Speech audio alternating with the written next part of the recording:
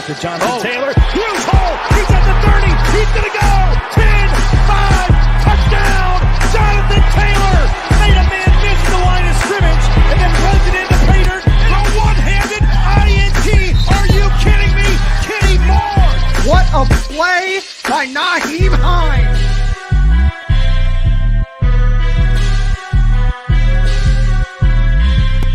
Horseshoe is back, baby. The horseshoe is back. What is up, Colts Nation? Welcome back to a Bring the Juice live stream here. Cody Felger also joining me, as always, Mr. Matt himself from inside the horseshoe. Matt, thanks for joining me, man. Day out from kickoff for the Colts' second preseason game. How you feeling, man, after we have 1 week down and here we go, week number 2? I'm feeling really good.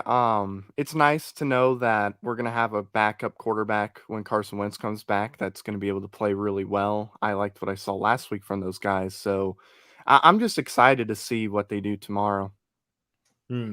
Yeah, it's going to be a lot of fun. And for those of you who aren't aware, tomorrow we will have the pregame. And obviously, Matt, you're going to be a part of that. Yes. Derek will be live streaming the game as well. Also, maybe have a post game, depending how late the game gets over. I know it's an 8 p.m. kickoff, so game couldn't maybe get over till 11 or even midnight. So we'll see on that. But definitely we'll have the first two, no question about that. But yeah, man, I'm excited, as always, for another look at some of these players, right? Because there's a lot of these players that you still have questions about, right? There's some things that you guys still have questions about who, specifically quarterback, I know is a big one. There's some other ones, some younger guys as well that were like, okay, we want to see them a little bit more in game action as well.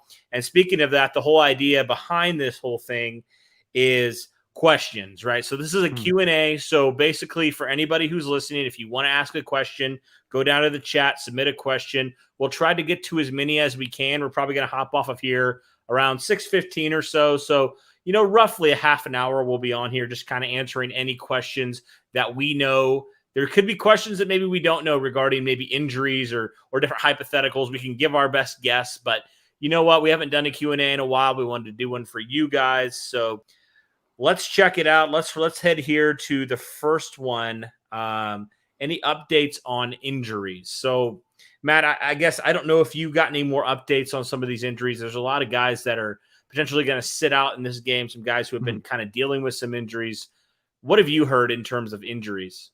I haven't heard too much as far as what we haven't heard in the last few days. I don't know if we've had any more updates today. It seems like we're probably going to have Kwity Paye back for Saturday, which would be nice. But, I think the same guys that have been hurt for as long as they have been are still going to be out. I don't think there's been any new injuries.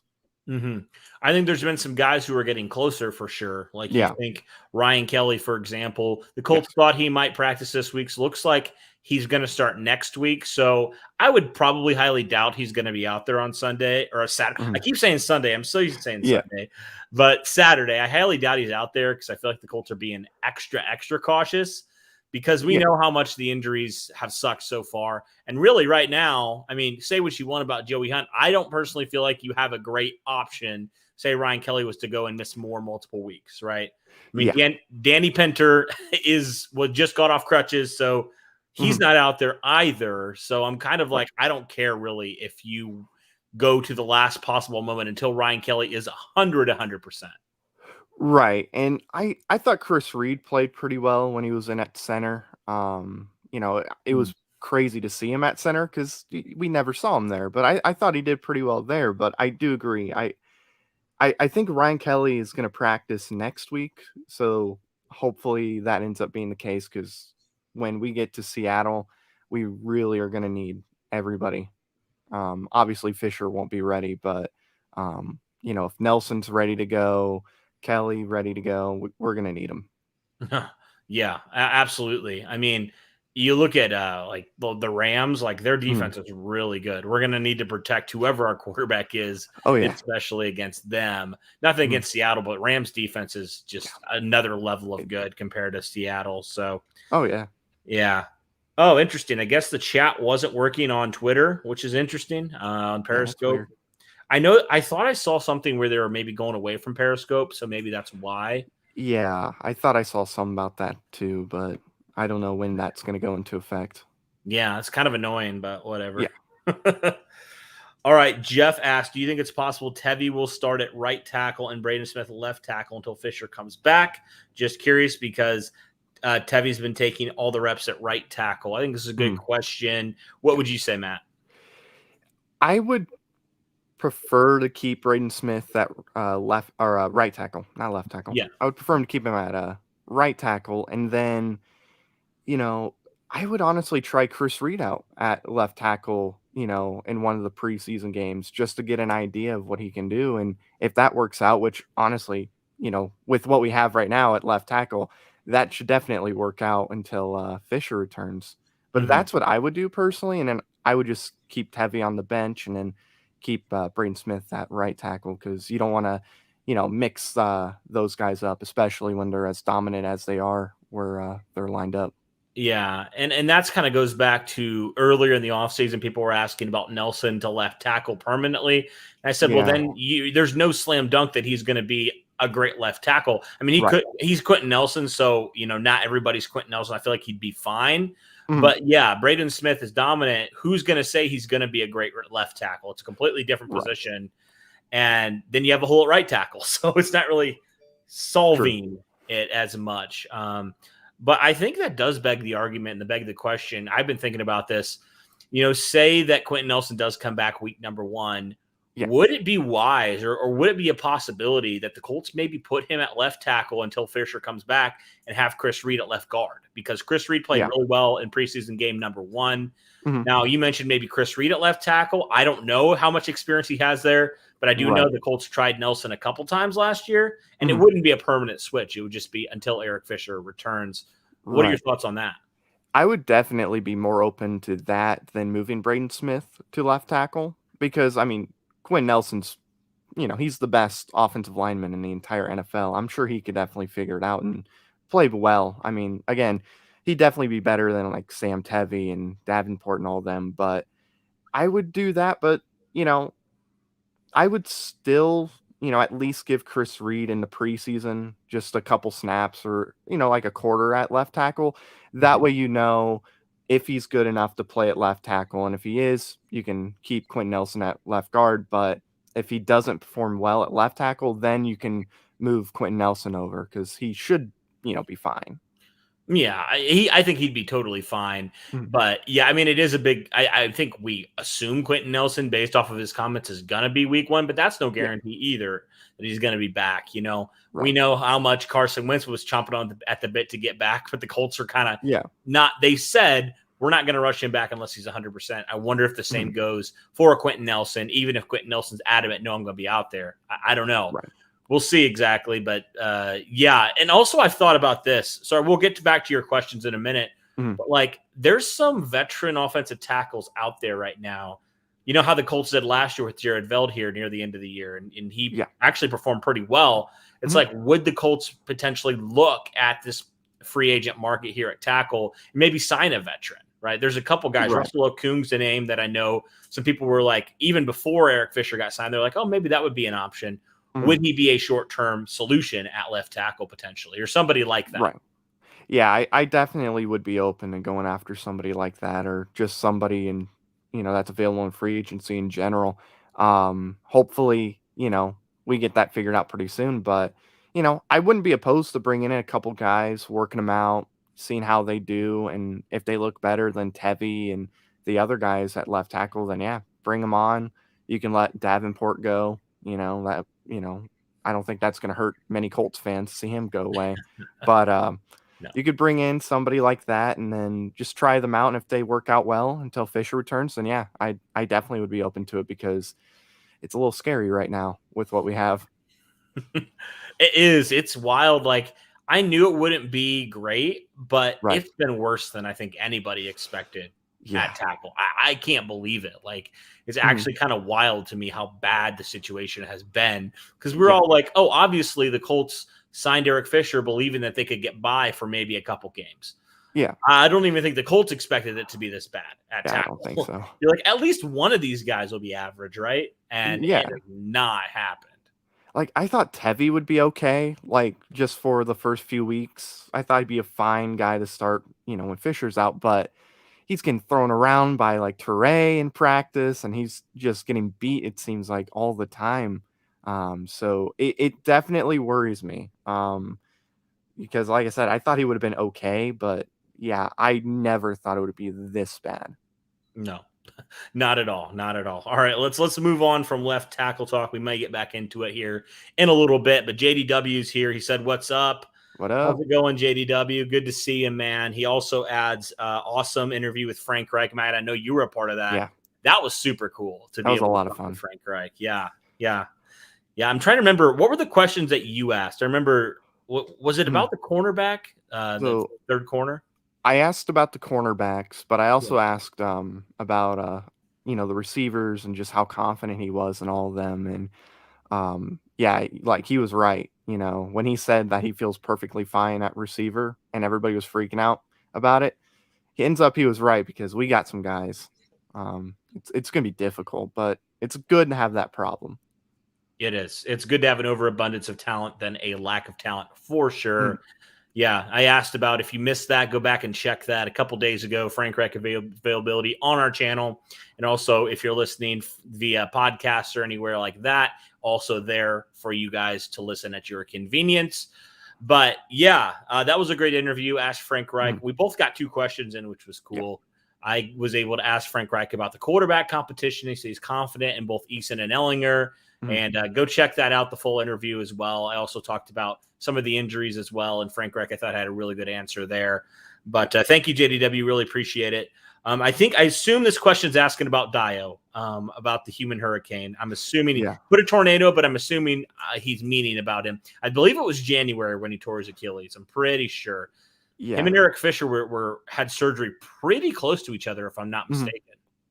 Yeah, I think he got hurt around January when he was getting ready for the senior game. I think he was down there doing drills, and I think that's when he got hurt. Either that or he was preparing to head down that way for it. So I think it was January, and they did end up getting the surgery around the same time. I believe it was 2 different surgeries. That's why they're saying that Fisher should be back earlier, and it's going to take him probably a good chunk of the season before he can be ready to go.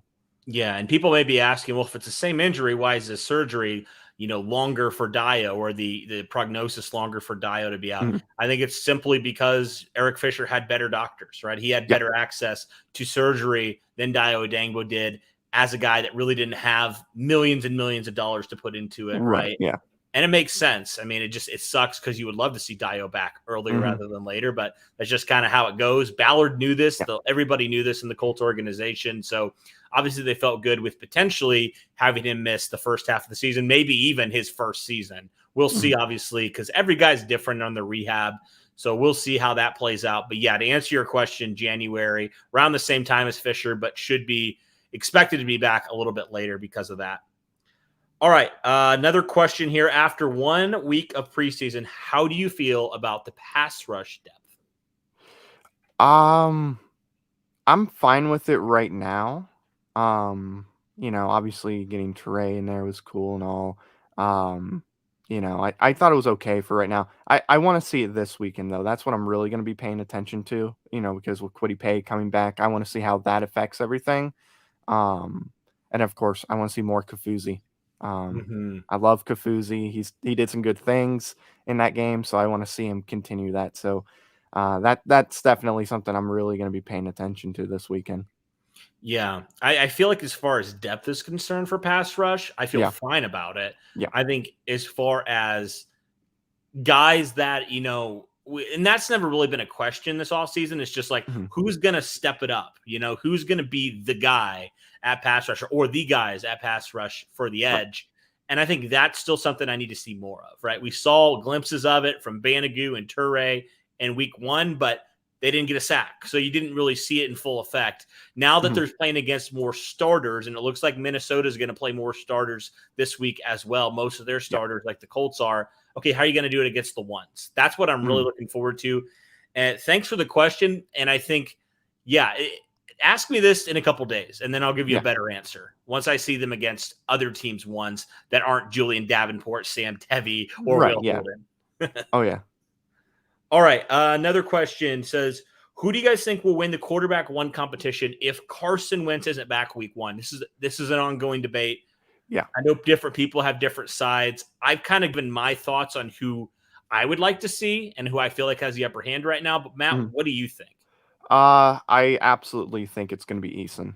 Okay. And I made a video talking about both of these guys. And in the video, I was saying how, yeah, I mean, Sam Ehlinger finished out strong. They both did. But when you look at the competition, Sam Ehlinger, when he was able to flip the switch and start playing better, was going up against guys that probably aren't going to make the team or they're going to be practice squad players.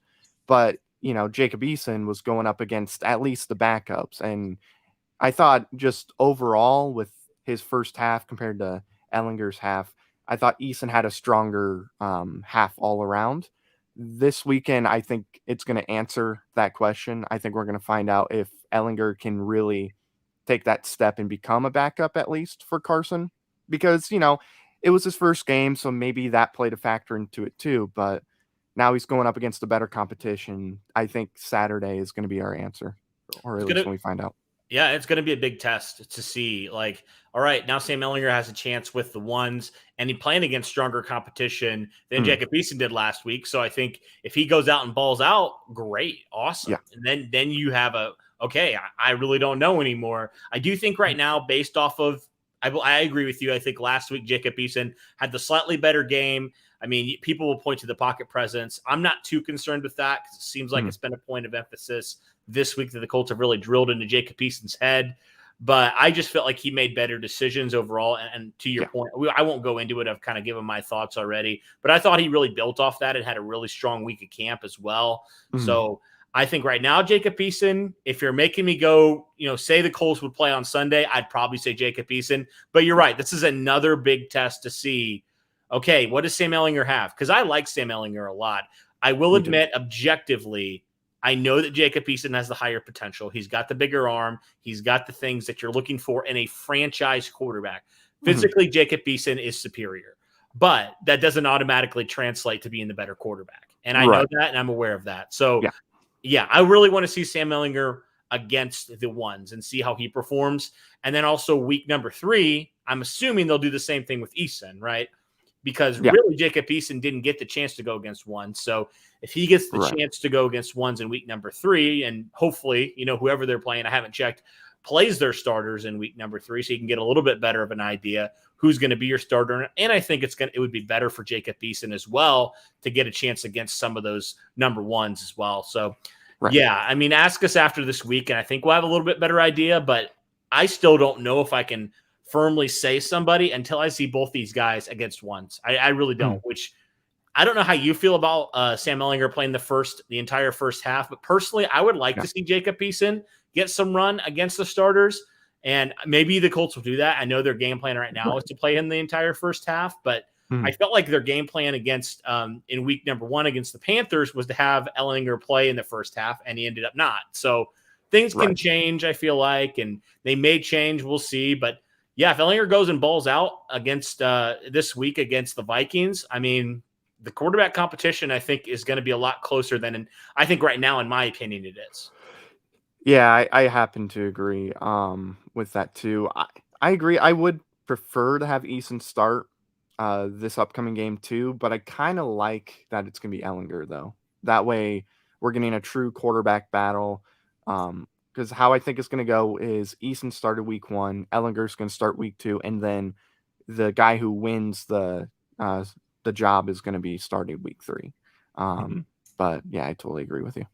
Yeah, it'll be a fun battle to watch. Like, honestly, I've given my piece on who I think is more talented and stuff, but ultimately, whoever helps you win football games, I could care less about talent, really. True. If they can hold down the fort until Carson returns, I could care less. But we'll see. Definitely. All right. Brandon's in the house. He says, "What's good, Colts Nation?" Joseph says, "Hi, guys." SS Chicago says, Colts have the best color scheme. I tend to agree with you. I agree too. Immortal Garrison has a scale from 1 to 10. How confident are you Carson Wentz will start week 1? This is a great question. What do you think, Matt? Right now, just based on how everything is going, I'm at an 8.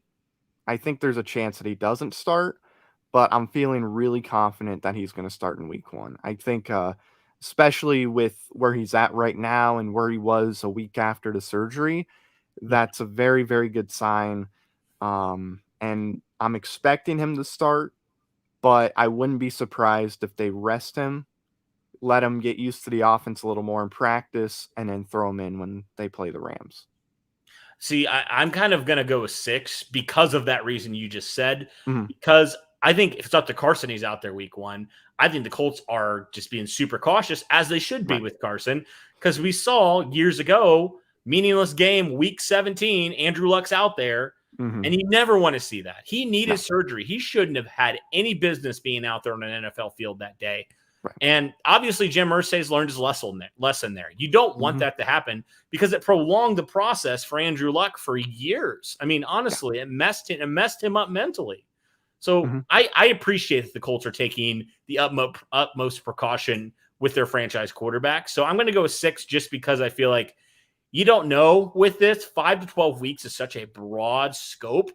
So I'm just going to be more on the cautious side. And again, if he does go out there and he's fully healthy, great. But I'm just kind of right around 6, I think. Yeah. All right. James asked, do you think Reich needs to chill out a bit on 4th down conversions this season? He's acting like we have the 2014 defense out there that can't stop anything. Well, first off, I'd say no.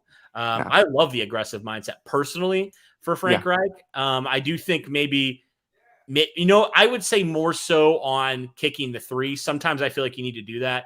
And I know, like against Jacksonville a few years ago, if the Colts would have kicked a couple field goals, again, hindsight's 2020, but if the Colts would have kicked a couple field goals, they would have ended up winning that game. An ugly game, but they would have won it. So I do think in certain situations, maybe just a little bit more like thought can go into not just automatically going on it, not automatically playing with the analytics. But yeah, I love the aggressive mindset. I definitely don't want that to change for Frank Reich. Yeah, I happen to agree. I love the aggressiveness that Frank Reich has. I remember the playoffs last year when they went for 2, or they went 4 and 4th or whatever, and they barely didn't get it, but everybody was freaking out because he went for he went for more points, I guess, than going for the safe option. And to me, I'm like, look, you got to take those chances sometimes. You got to go for it on 4th down. Yeah, that's what it was. He went 4 and 4th because the Bills ran down the field and scored after. But I love that he went 4 on 4th down because it's like, look, if you can convert, you're going to get a touchdown right there. If you don't, the Bills have to drive like 95 yards or whatever to just get a touchdown, and they almost converted too. So I'm a big fan of it. I hope he continues to be aggressive. Obviously, there's a limit you got to have. Don't go for it on 4th and 20. You don't want to do things like that. But if it's like 4th and 5 or less than that, yeah, go for it. You got to take those chances, especially in the big games. Exactly. And I mean, people seem to forget the previous coach we had. He played, I always heard it like this. He played not to lose. He didn't play to win. Frank Reich plays to win. Love it or hate it, Frank Reich will always try to win. And I love that mindset that he's like, we're not afraid because we have confidence in our defense to stop them. Yeah. And I just love that. I think, and we even saw this his rookie season. Do you remember, if you remember that Texans game when the Colts went forward on 4th down, they didn't get it. Yeah. Everybody's like after Frank Reich. And I personally was like, I freaking loved it. I don't care. They just didn't execute. I didn't love the play call or the throw, but I loved the play. I love the decision to go forward on 4th down because that invokes confidence in your players. When your players have confidence, your team is better. So for me, I know. I do not think so. I think maybe situationally, maybe sometimes some play calling. I've had issues and gripes with that before, as you do with about any coach. But no, the aggressive mindset, I personally love it. Right. I'm being summoned. I'll be right back. Oh, you're fine. You're good. Do that for the comment. All right. I will answer. I'll keep going here. Thoughts on Tevi? He has starting experience with the Chargers. Hopefully Matt's back here pretty soon, but I'll answer this one. I personally, I'm torn on Tevi. I mean, I think he's probably the best option at tackle still, but not a good option. I mean, you don't really have a good option right now at tackle based off the guys who have taken starting experience. I would like to see him back at left tackle, though. I do think with how bad it's been, you just got to keep trying it. And if it just continues to be as bad as it's been, all right, maybe you look outside the building, or maybe you know, like we were talking about earlier, maybe if Nelson comes back, you put him to left tackle for a couple games and have Chris Reed at left guard, or maybe you try Chris Reed out at left tackle a little bit in the preseason. I don't know what the answer is on that. The Colts obviously will try some things out, but yeah, I think right now, in regards to this question, for sure, I want Tevi to get more experience at tackle, at left tackle specifically, because right now he's just been the backup at right tackle to Braden Smith. So that's just my opinion. All right, next question. Should the Colts draft a 2022 first-round quarterback to compete with Wentz and improve the team? You know, I don't think so. At least not right now. It's hard for me to just say yes right now because we haven't seen Wentz play for the Colts one snap, right? We've seen him in a couple practices. So ask me this after the season, and I'll give you a better indication of where I'm at. But right now, no, because I feel good about Wentz and I feel good about Eason right now, and even Ellinger as well. I feel good about the quarterback room as it stands right now. All right, from Kristen, who do you think takes the last 1 or 2 wide receiver spots? Assuming Hilton, Campbell, Pittman, and Pascal. Yep, those are our 4. And Strawn are all safe. So I think they're going to just keep 6 personally. And I personally think it's going to be special teams. So I think it's going to be Ashton Dulin. And I know there's people who are like, well, what about Patman? What about Vaughns? What about Tariq Black? For me personally, and I think for the Colts, we've seen this, I would rather have somebody who is making an impact on special teams than a guy who had a strong preseason. Because you can stash some of these guys in your practice squad as well. So say an injury happens like it did last year, and the Colts had to bring up DeMichael Harris, right? You can do that this year with some of these guys. So as much as it stinks, because I think all these guys had a really, really strong first preseason game, yeah, I think right now I'm going to go with special teams because Ashton Dulin is one of the better special teams players on this roster, and I think it'd just be good. If you're a number 5 or number 6 wide receiver, I think that's where your impact has to be, and that's where I'm going to go. Brandon says, you know, your team is built correctly and well coached when teams are waiting to cut day to snag players off your practice squad like some of our guys maybe. Yeah, Chris Ballard has said as much. He said that's kind of what you want. You know, it sucks to lose those players, but you know your team is good when other teams are claiming the players that don't make your roster. So I would agree with that, Brandon, for sure. All right, let's keep going. Lee says, do you think Farrod Green will get a little action since he's been moved to a roster spot from the practice squad?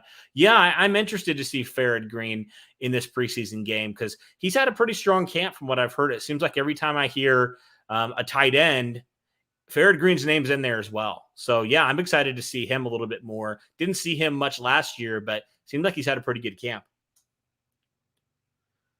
All right, Matthew says, Frank Reich's too soft. I'm not going to get into that. I'll let the people duke it out in the comments section. Okay. The real Mr. Colt. Hey guys, a lot of people are debating wide receiver number 5 or 6. You're leaning Patman. See, I'm leaning Dulin just because of the special teams aspect. That's what I said. See, so we answered this question a little bit, Caleb.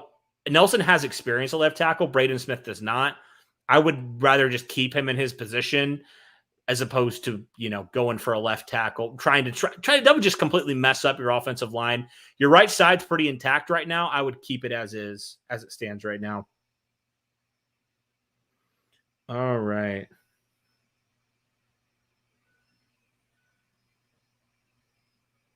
Sorry, it refreshes sometimes.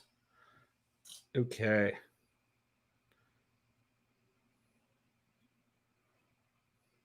All right, here's a question. Now that we've had, what's up, Colts loyalist? Good to see you, man. Great to see you at camp a couple weeks ago. Oh, yeah, I forgot to mention, Derek and I will be out at camp on Tuesday. So if anybody's out there, we'd love to connect with you. It should be a lot of fun. We weren't able to go a couple weeks ago because it got rained out. Of course, the one day that we're out there, or we were planning to go out there, they rained us out. So that sucked. Yep, and listen to this, man. Like the video, guys. Once you do this, what's up, Matt?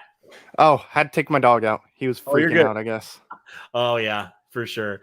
No, I was just talking about, he was just saying like the video, guys, and I was explaining. if you guys like the video, like, and I don't want this to come across as like begging for likes or anything, but like, I'll just say this, like I found out that with YouTube's algorithm, when you do like the video, it sends it out to more Colts fans so we can have better discussion and better questions. So that's the reason why behind it. I could care less about how many likes we get. I just like the fact that if you're in here and you like it, you can get it out to more Colts fans and even more just fans in general. All right. Brandon says, I feel like Ehlinger is too run happy. He pulls the ball too quick and takes off without trying to look downfield. What are your thoughts on that, Matt? That's what I noticed too. There were times where he didn't need to run. He could have waited a few seconds more before making a decision. There's like no rush coming at him, and then he would just start running. That's something I think he needs to work on, unless it's like a design run play. There's a cat in my room, but I think he needs to work on that a little bit. Just let the play out a little bit more, and then decide if you need to run or throw it. Yeah, I mean, both these quarterbacks have their good things and their things they need to work on. I think maybe that's one thing, a knock on Ehlinger for sure. Yeah. All right, Rough Randy, what a name. He asked, why didn't we just let Eason play last season? He could be a year ahead right now. We wouldn't have to trade for a quarterback. Last season would have been tough, but we could have had better draft picks. I agree partly with this statement. I think I agree with the part of I would have liked to see him get more run in training camp because it didn't seem like he got a ton, like 30 snaps or something. I would have rather them probably done something with Jacoby Brissett or just given him more snaps, because I agree. I kind of wish he would have gotten more live action against this defense, but I don't think we're going to trade for a quarterback. I don't think that's in the fold at all. But no, I don't think he would have started. I was fine with Phil Rivers. I think I would have liked him as a primary backup, though, learning under Rivers and getting more action there, when need be. But right. I agree partly with that statement. I don't know about you. Yeah, I agree with part of it as well. I don't think he should have started any games last year at all. But I think there were games like the Jets or the Lions where it was over before it was over. So I would have threw Eason in, especially in that Jets game, like in the second half at some point, just to see what he looks like, because at that point, what do you got to lose? I mean, you already won the game at that point. Jets aren't going to score 40 points just like that. So I would have not started him, but I would have played him in the Jets game a little bit. And then, like you said, you would have got an idea of how he looked, and then you could have made a decision on whether you needed to go after Carson Wentz or if you were confident enough in Jacob Eason where he could be that franchise guy. Yeah, I think I misread that. I think he was talking about trading for Wentz. My bad on that one, Randy. All right, Mike of Indy says, my Reggie Wayne, Peyton Manning, and Edgerrin James signed football is probably worth more money after the Hall of Fame recently. Yeah, probably. That's an awesome definitely. football, man. If you ever want to donate it, I mean, I will not say no to that. Yeah. No, I mean, back there in the background, I got a gift. It's kind of off to the side. I might bring it out one of these times. I got a gift. It is a football signed by a lot of the players or all the players and Tony Dungy for that Super Bowl winning team. Whoa. Yeah, my dad got it for me for my birthday. It was authentic. He had the whole certificate and everything. So that is probably my favorite thing I have. But yeah, I have that back there too. I'll bring it out one of these days. Because you have like Robert Mathis, Dwight Freeney. You have all those guys on there. Obviously Peyton, Tony Dungy, and them. Yeah, that's awesome. By the way, this is totally random, but Robert Mathis randomly responded to my tweet today. Just out of the blue, just randomly, because I had posted all this, out of all these free agents, and I listed I think 6 guys. Yeah. I said, how would you rank them? And he gave his opinion, and I was like, that's pretty cool. So yeah, that's pretty awesome. Shout out Robert Mathis for interacting with fans and content creators. Appreciate that, man. Oh yeah. All right. Alex says, I'm personally confident about Wentz returning week 3. Okay. We kind of talked about our thoughts on where we think. Yeah. Brett says, smash the like button, y'all. Listen to this man. Appreciate it. Somebody's talking about your hat. I don't know. Yeah. People are so oddly specific about things they don't like. Yeah, it's interesting. But well, I was sitting at an angle, so it looked like it wasn't straight, but it looked straight. So when I saw that, I was like, okay, and I just start kind of turning it like this. I'm like, you want me to fix it? Just Fine. right there. Leave it right there. I'll Just continue to fix it like that. But that's funny. All right, guys, we got to let's go for just like 2 more questions here.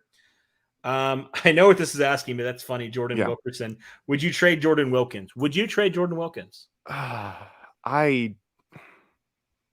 of me says yes, because I think we could get some good value from him, because he is, a really good running back. He could be a number 1 or a number 2 guy on some teams.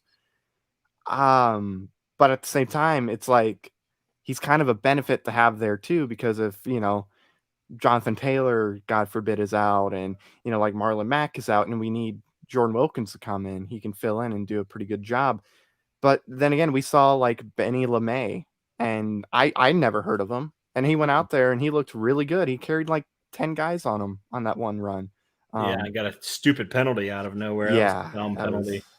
That was ridiculous. Not dumb on his part, just dumb on the NFL's part. Yeah. That was ridiculous. That was called, but no, but we got guys like that. I want to see Deion Jackson or whoever. Yes, yeah. I want to see him a little more, see what he can offer. But yeah, I mean, if those guys can play about as well as Wilkins, or somewhere around there, I would consider trading Wilkins just to see what we have. But at the same time, I really don't want to trade him because he's pretty valuable still. Right. And say, obviously, knock on wood, you don't want that to happen. But if one of your running back goes down like Marlon Mack did last year, Jordan Wilkins all of a sudden becomes a lot more valuable to your roster. So, yeah, it's a fine line of if Deion Jackson, for example, just shows out and it's just absolutely incredible these last couple preseason games, maybe you can talk me into it a little bit more. But right now, no, I'm probably pretty good with keeping Jordan Wilkins on your roster, at least for another year, because it's always good to have good insurance policies. And I feel like Jordan Wilkins is highly underrated. And I feel like he has, if he's called upon, he can do a fine job. He can be serviceable in that number 3 running back role. So I have no issue keeping Jordan Wilkins. But again, it depends on these undrafted free agents. Right. Yeah, I agree with that for sure. All right, so we're going to head into our last question here. 70 or so of you in here. If you haven't yet, we'd love for you to smash that like button, all that good stuff. Subscribe if you haven't yet. We're about to 7,500, excuse me. And that's exciting. Nice. So we'll head to our last question here. All right. And I kind of debated on these 2 questions, but I'm going to go with this one. Who do you think will make the final cornerback room? And he asked an additional question. Do we trade for CJ Henderson? So I'm feeling like Rock is probably going to make it as that 3rd cornerback. That's kind of the feeling I get. Maybe Marvell Tell will take that spot as well. But I'm thinking Rock will make it because he always plays well during this time. It's just when you get to the regular season, that's when he can be a little iffy.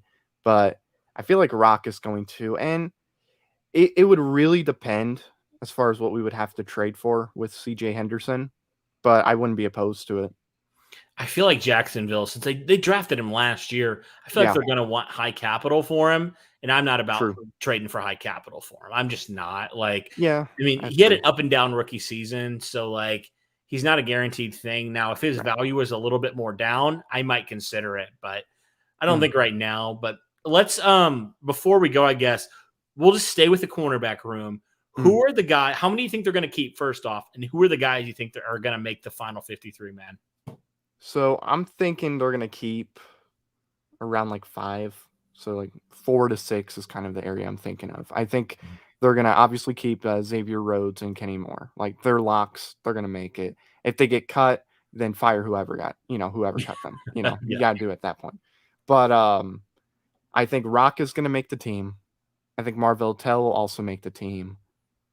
And then, I think they're also going to keep Isaiah Rodgers and TJ Carey. I think Isaiah Rodgers will keep, especially for special teams when it comes to returns and whatnot. And TJ Carey has shown he can step in and be that number 1 corner, or not number 1, but he could step in for Rock and be, his replacement at corner, and he can perform well. So I think those are the guys they're going to keep. I don't really see anybody else getting signed at the cornerback position. Yeah, I think that's a good number. I think all those guys will make the roster for sure.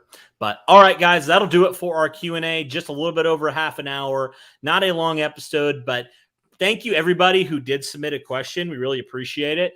It's always fun to interact with you guys, get your opinion, get your questions on different things, answer them to our best ability. And guys, tomorrow's going to be a lot of fun. We hope you will tune back in for the pregame, for the play-by-play, and everything to happen after the game as well. Thank you, Matt, for coming on, helping me doing this, man. Always a fun time. Oh, yeah. Thank you for having me. I'm always happy to join you guys. Yeah, absolutely. Thank you guys so much, as always, for all your support. And as always, go Colts.